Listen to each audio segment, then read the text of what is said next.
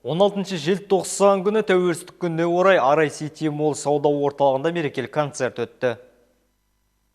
Өшкеніміз қайта жанып, өлгеніміз тіріліп, егемен ел атанып, өз алдына отау тігіп, дербес мемлекет атанған Қазақстан қаншама қиындықтарға жолықса да, тастай берік төзімділіктің арқасында жалпақ әлемге өзінің өршіл үнін, өркениетке деген үмітін оятты.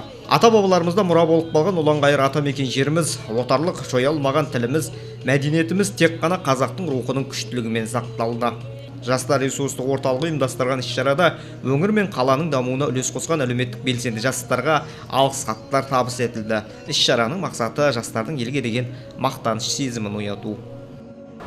Бүгін тәуелсіздік күні қарсаңында осы еліміздің ең ұлық мерекесінде менің туым менің отаным патриоттық акциясын өткізіп жатырмыз.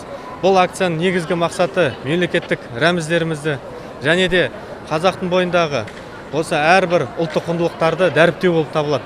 Қазір мысалы біз арнайы қоғамдық орында, азаматтар көп шоғырланатын орында арнайы жасап жатырмыз.